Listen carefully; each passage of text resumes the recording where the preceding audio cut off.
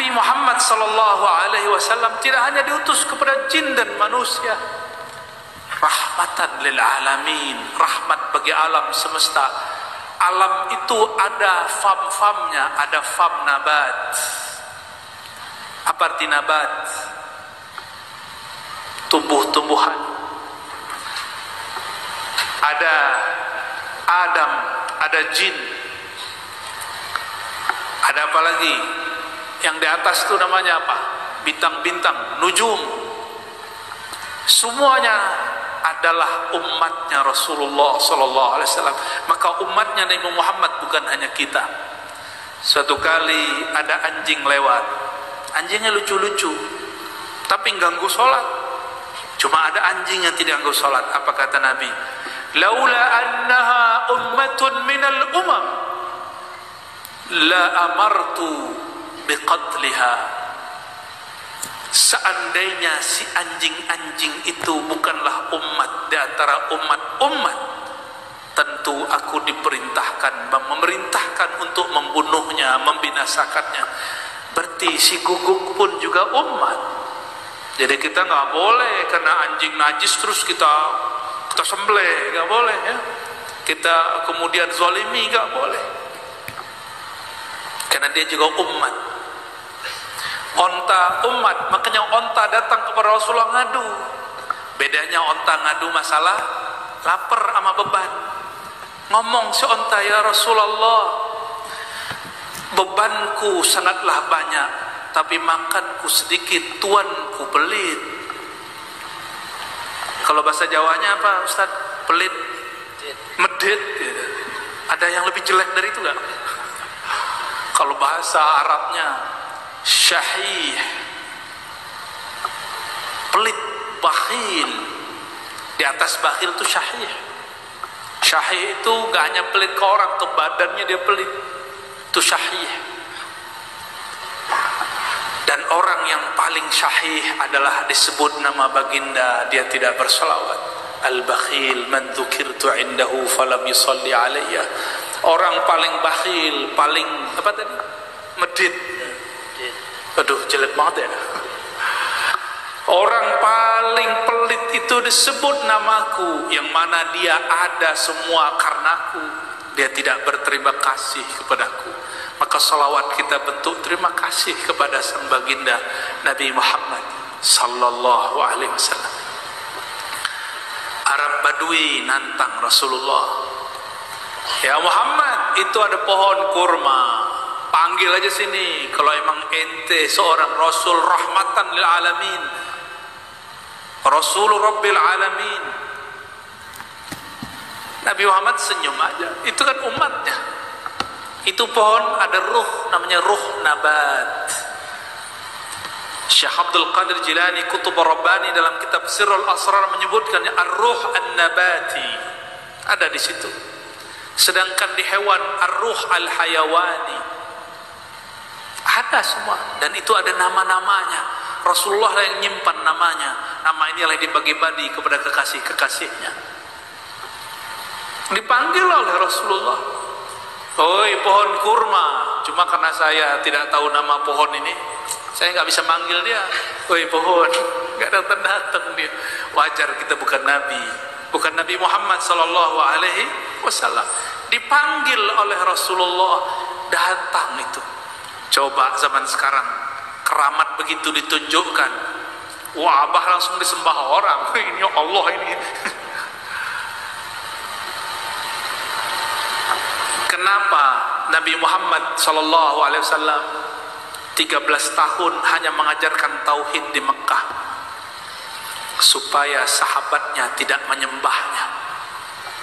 Meskipun babullah, pintu menuju Allah, hanya Nabi Muhammad sallallahu alaihi wasallam. Tidak ada lagi la sabil ilaihi illa min babih. Tidak ada lagi jalan mengenal Allah kecuali melewati Rasulullah sallallahu alaihi wasallam. Maka seberapa kenal seseorang kepada hakikat Nabi Muhammad sallallahu alaihi wasallam, sejauh itulah dia kenal kepada Allah Subhanahu wa taala. Dipanggil oleh Rasulullah, itu pohon kemudian bersujud sampai kepada Rasulullah, jalan Coba bayangin pohon jalan. Horor semua ya. Bisa-bisa bubar pengajian kita ya. Hujan turun aja bubar kok.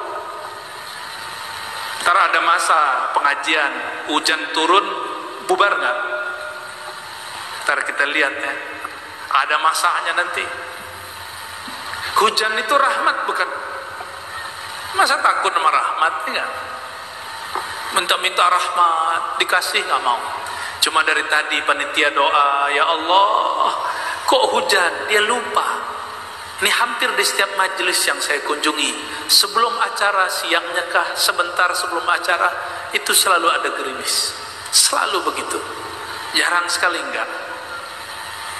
Ternyata tadi Pak Camat kita cerita, kampung Sanga-Sanga ini, kecamatannya hot ya. Atasnya ada batu bara, bawahnya ada batu bara. Maka orangnya juga membara-bara. Tenang ya. Begitu kata kawan kita tadi ya. Kayaknya cuma Ustadz yang bisa baca itu Ustadz. Coba Ustadz bilang tenang. Tenang. Allahumma salli ala Sayyidina Muhammad. Kata Sayyidina Ali, kami kalau jalan-jalan bersama Rasulullah itu sahabat senang. Kenapa? Pasti ada aja kejadian luar biasa. Jalan bersama Rasulullah, diikuti beberapa khadam-khadam Rasulullah. Kata beliau, tidaklah kami melewati syajar wala jabal. Kami tidak melewati pohon, gunung-gunung, kecuali semuanya menyapa, Assalamualaikum ya Rasulullah. Coba kita jalan, mau masuk, mau datang ke masjid, pohonnya apa? Assalamualaikum. Hai hamba Allah, pingsan besok langsung stroke. Ya.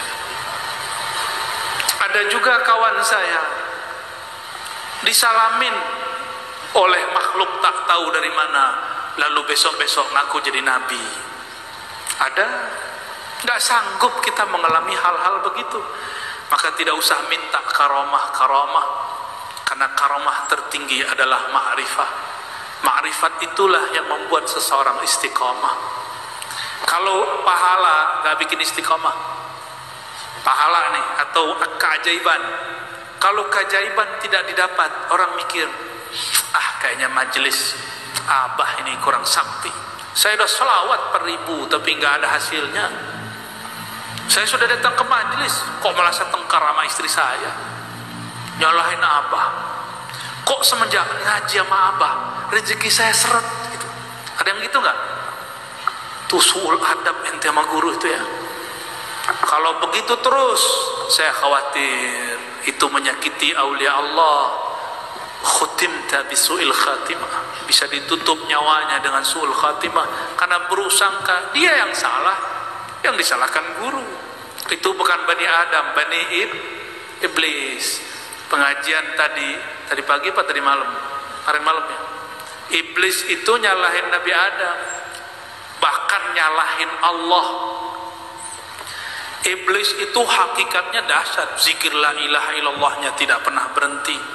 Sehingga dalam satu hikayat yang disampaikan masyayikh kita ahlul haqaiq, apa kata mereka?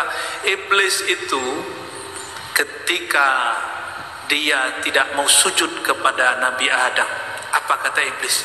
Ya Allah, yang berhak disembah, disujudkan cuma Engkau. Kenapa aku harus sujud kepada Adam? Tuh, sok-sok ahli tauhid dia. Nanti bakal muncul ilmu-ilmu begitu, ya, yang mengatakan cium tangan sama dengan sujud. Kita cium tangan bukan menyembah guru, kita cium tangan karena cinta kepada sang maha guru Rasulullah SAW. Karena tidak bertemu beliau, kita bertemu guru-guru. Nabi Muhammad SAW marah gak kepada Arab Badui? Tidak marah, tapi dididik. Akhirnya Arab Badui bersyahadat, asyhadu annaka Rasulullah, aku bersaksi setelah menyaksikan keajaiban tadi bahwa engkau betul-betul Rasulullah, Nabiullah. Boleh nggak beriman begini? Sah nggak imannya? Sah, tapi iman ala badui. Mau begitu? Boleh, nggak apa-apa, sering-sering aja begitu. Abu Bakar pernah begitu nggak? Abu Bakar pernahkah mengatakan, ya Rasulullah, kalau ente sama Rasulullah, ayo tuh bulan tuh pecahin tuh, belah dua tuh, pernah nggak gitu? Nggak pernah Abu Bakar. Sayyidina Abu Bakar bahkan tidak sanggup memandang wajah baginda Nabi Muhammad sallallahu alaihi wasallam, karena Sayyidina Abu Bakar tahu hakikat wajah Nabi Muhammad sallallahu alaihi wasallam, sehingga ketika ditanya kepada Abu Bakar As-Siddiq radhiyallahu taala anhu, seperti apakah wajah Rasulullah, dia hanya menangis. Dia tidak sanggup menjelaskannya sallallahu alaihi wasallam. Tapi dulu ada seorang ibu-ibu, Nabi lagi hijrah terakhir Nabi Muhammad sallallahu alaihi wasallam. Ketika sampai di satu kampung antara Mekah dan Madinah, baginda Nabi Muhammad sallallahu alaihi wasallam dilihat oleh Sayyidina Abu Bakar As-Siddiq terlihat haus secara manusiawi. Ternyata yang haus itu Abu Bakar As-Siddiq. Maka mampirlah di satu kampung. Di kampung itu ada seorang ibu-ibu. Ibu ini mengembala domba. Di antara domba itu ada domba yang mengeluarkan air susu. Tapi Nabi lirik, mana domba yang air susunya kempes dan tubuhnya layu. Kata Sayyidina Nabi SAW, wahai bunda, izinkan kami memerah susu kambing atau domba yang kurus itu. Kata si ibu penjaga, oh ambil aja, dia sudah gak minat sama domba itu. Diambil oleh Rasulullah, gak langsung diambil domba, isi susunya, dipijat-pijat. Ini bukan ijazah pijat ya. Nabi urut-urut, Nabi sayang-sayang, sehingga si domba merasa disayang. Si domba mengenal itu Rasulullah SAW, tapi si ibu belum tahu kalau itu Rasulullah. Dia lihat-lihat dari jauh, apa ini, kok aneh ini orang, kita ingin buang itu domba, kok ini orang malah dipijat-pijat, disayang-sayang. Setelah disayang-sayang, ditadlik bahasa Arabnya, dipijat-pijat sehingga lancarlah darahnya. Ternyata si domba tergilir, dipijat oleh Rasulullah, darahnya lancar, dipencet itu susunya, keluarlah laban susu kesukaan Rasulullah sallallahu alaihi wasallam. Tapi akal saya sulit menerima, kenapa itu tidak ada susunya. Gimana? Sebenarnya itu susu keluar dari tangan baginda atau keluar dari domba? Nanti kalau masuk surga tanya ya sama Rasulullah. Tapi kalau saya dalam pandangan hakikat melihatnya, keluarnya dari jari-jari Rasulullah sallallahu alaihi wasallam. Karena dalilnya apa? Dalilnya ketika beliau sedang di suatu masjid dan juga sedang perang, terjadi berkali-kali para sahabat mencari wadu. Wadu itu tempat air untuk wudu dan minum.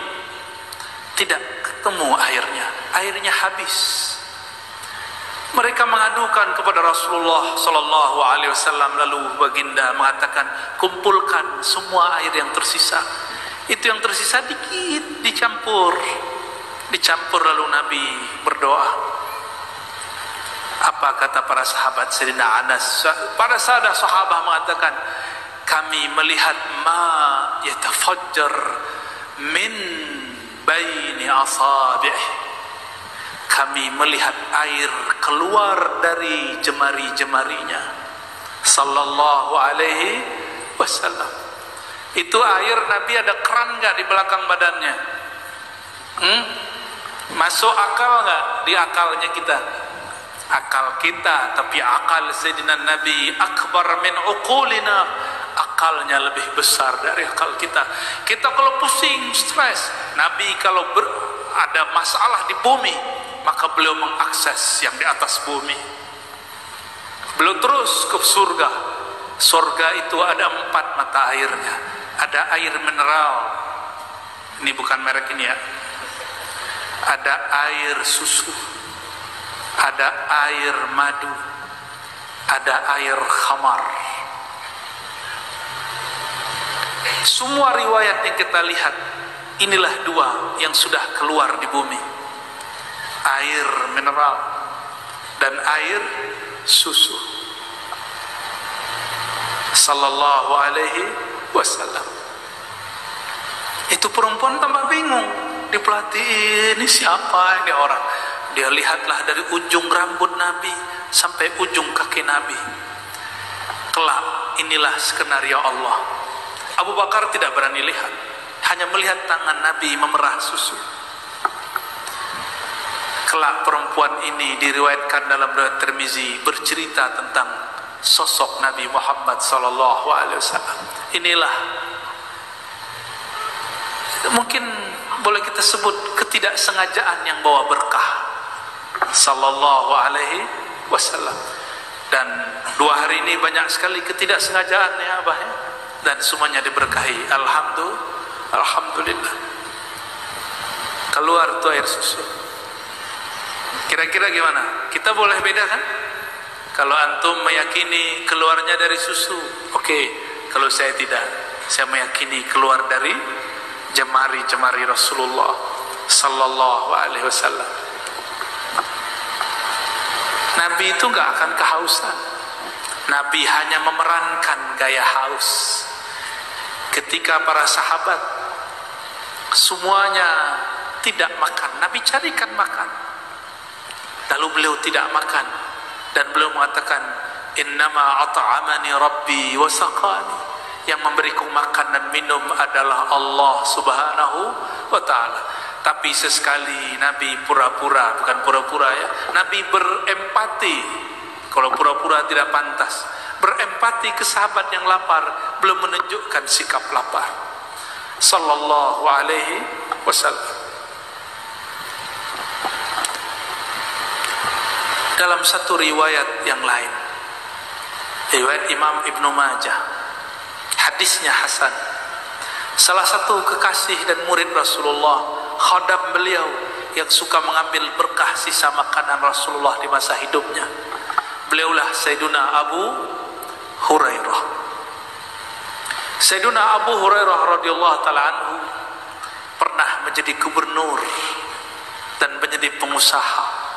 Dulu remah-remahan tangan Rasul dia yang ngumpulin, dimakan. Makanya orang Syiah benci sama Abu Hurairah, dituduh Abu Hurairah ini orang yang tamak ya, yang suka makan. Mereka tidak tahu tamak kepada sisa-sisa Rasulullah itu adalah keberkahan sallallahu alaihi wasallam ya. Tidak hanya bekas Rasulullah, rambut Rasulullah dibagi, air bekas wudu Rasulullah dibagi.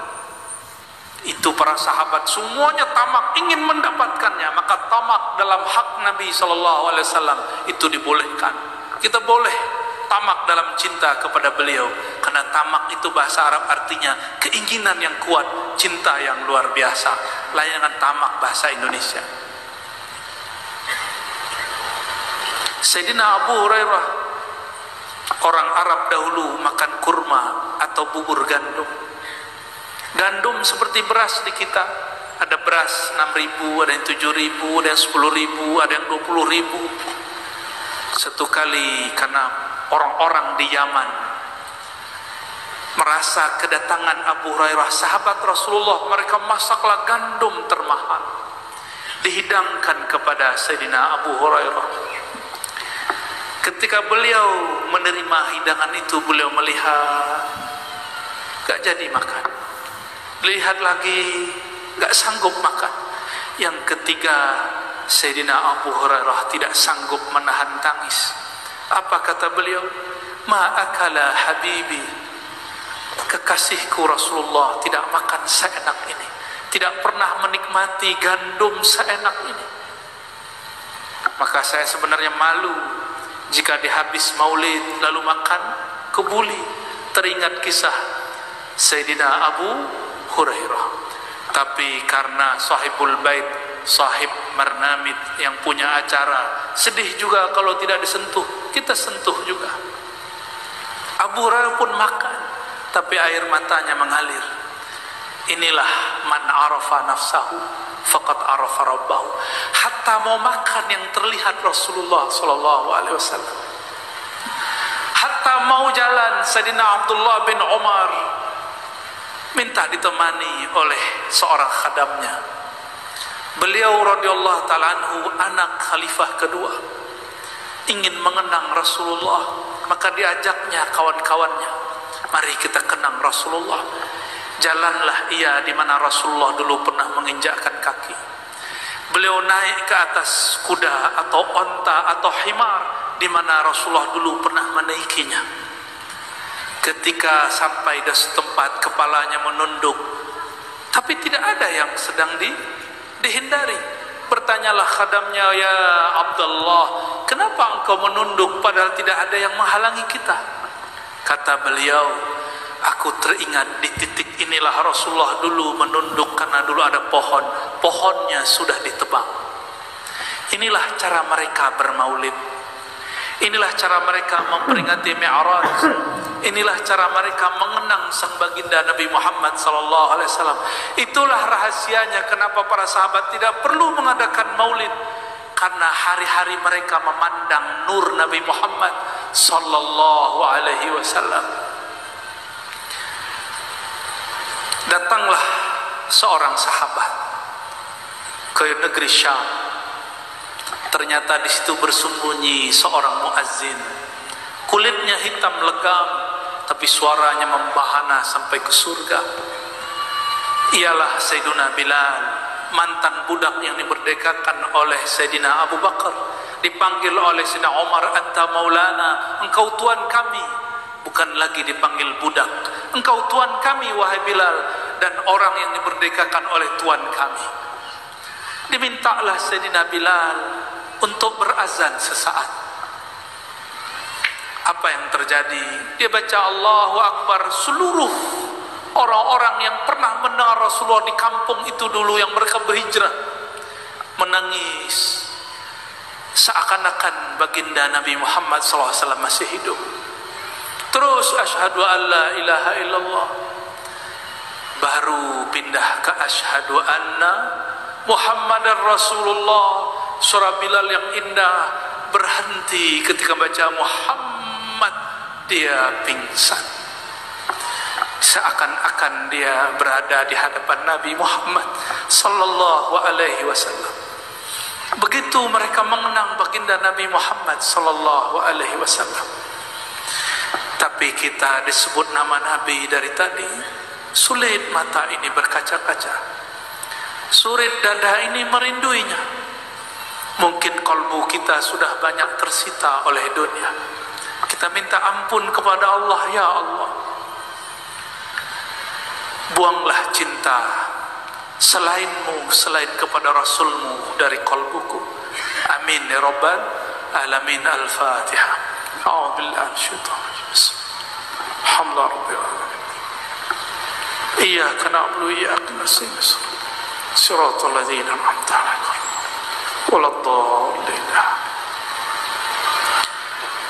Kawan dari Al-Hasan Al-Basri, mereka wafat di tahun yang sama, 110 Hijriah. Namanya Muhammad bin Sirin, yang mana ilmu takbir mimpi bersumber darinya. Imam ini punya guru, seorang tabi'in senior, namanya Ubaidah. Ubaidah ini murid dari Sayyidina Ali dan Sayyidina Anas, dua kekasih Rasulullah. Ubaidah menyimpan beberapa rambut baginda Rasulullah sallallahu alaihi wasallam yang dia riwayatkan, dia terima dari gurunya Anas bin Malik. Anas bin Malik menerima dari ayah dan ibunya. Ayahnya bernama Abu Talha, ibunya bernama Ummu Sulaim. Kata Anas bin Malik, dahulu selesai Rasulullah bertahallul. Selesai umrah dan haji, beliau membotaki kepalanya, menghabiskan, disebut tahliq. Beliau botakkan kepalanya, gundul, karena Nabi mengatakan, ya Allah rahmatilah orang yang menggunduli kepalanya. Ini bapak-bapak yang sok ganteng ini, kalau umroh tahun ini, tahun depan gundul, sepakat? Karena Rasulullah tidak pernah cuma motong sedikit. Rasulullah selalu setiap kali tahallul potong semua. Mau mengamalkan? Amalkan. Nanti saya nggak ganteng lagi. Ganteng bukan di rambut, di muka. Sallallahu alaihi wasallam. Ya, yang mau berangkat akhir bulan ini, bulan depan, bulan besok, tahun depan, gunduli rambutnya. Karena gundulkan rambut itu adalah penghinaan diri tertinggi di hadapan Allah Subhanahu wa ta'ala. Apa kata Nabi ketika digunduli bagian kanan? Ya Aba Talhah, dipanggil ayahnya Sayyidina Anas, ambil ini. Maka diambil, dibagi-bagi. Itu dibagi-bagi, dapatlah sahabat, ada yang 2, ada yang 3, ada yang 8, ada yang berapa. Ada yang sudah dapat, dipotong-potong lagi. Yang penting dapat. Berarti Nabi suruh mengenang rambutnya. Dan rambutnya sampai hari ini sudah banyak datang ke Indonesia. Semoga ini tanda keberkahan. Tidak hanya rambut, zuriatnya pun sudah banyak di negeri ini. Pewaris-pewaris ma'rifatnya pun sudah mulai muncul di negeri ini. Alhamdulillahirabbil alamin. Lalu dipotong lagi, digundul lagi bagian kiri.